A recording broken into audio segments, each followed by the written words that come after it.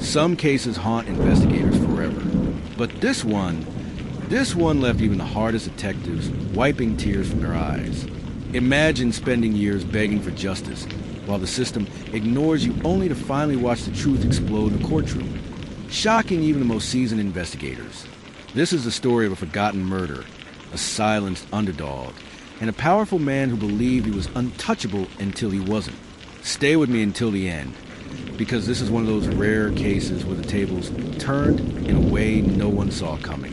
It began in 1993, in the quiet town of Millbrook, Pennsylvania, on a cold autumn night. 24-year-old Sarah Collins was found brutally murdered in her apartment. She had been strangled, her body staged to look like a burglary gone wrong. Sarah was a waitress, a dreamer, someone who often told her friends she would get out of Millbrook one day, but she never got that chance. From the beginning, the case was clouded by suspicion. Neighbors whispered about her landlord, Charles Whitmore, a wealthy businessman, twice her age, who had always shown an inappropriate interest in her. But Charles had influence, money, and connections, and when questioned, he produced a perfect alibi. He claimed he was at a dinner party with friends the entire night. The police accepted his word. The case went cold. Sarah's younger sister, Emily Collins, was just 19 when she buried her sibling. She was shy, soft-spoken, and often dismissed as fragile.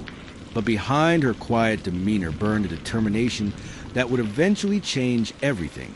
While detectives closed their files, Emily began collecting scraps of evidence. She noted Sarah's final words about Whitmore's unwanted advances. She spoke to neighbors who saw his car parked near Sarah's apartment on the night of the murder. But every time Emily tried to bring this to the authorities, she was brushed aside. "Sweetheart, we already looked into him," one detective told her. "Whitmore's a respected man. You don't want to ruin his reputation with wild accusations." Emily was powerless, or so it seemed. For almost 2 decades, Sarah's case sat unsolved. Whitmore continued his life untouched, expanding his businesses, donating to local charities, even sitting on the town council. Meanwhile, Emily never stopped fighting. She grew older, but she never gave up. She kept files, photos, and recordings in a box under her bed, waiting for the day someone would finally listen. And then, in 2011, the moment arrived. Technology has advanced. DNA testing was now far more precise than it had been in the 90s.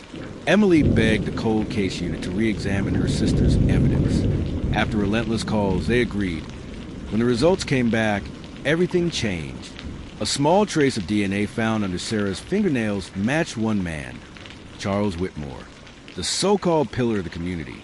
The same man who had built his entire empire on lies, manipulation, and power. Whitmore was arrested at his mansion in broad daylight. The image of the once untouchable businessman being led away in handcuffs sent shockwaves through Millbrook. At the trial, his expensive lawyers tried to discredit the evidence. They painted Emily as obsessed, emotionally unstable, and out for revenge.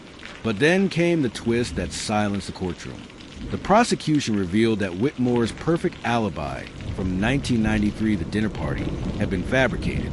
One of his closest friends, now estranged, admitted he had lied under pressure. Whitmore had threatened him, promising financial ruin if he didn't back up the story. The jury sat stunned. The tables had finally turned. When Emily took the stand, the courtroom held its breath. She wasn't a timid teenager anymore. She was a woman who had carried her sister's memory for nearly 20 years, who had been laughed at, dismissed, and ignored, and who was finally being heard. Her testimony was quiet, steady, and devastating.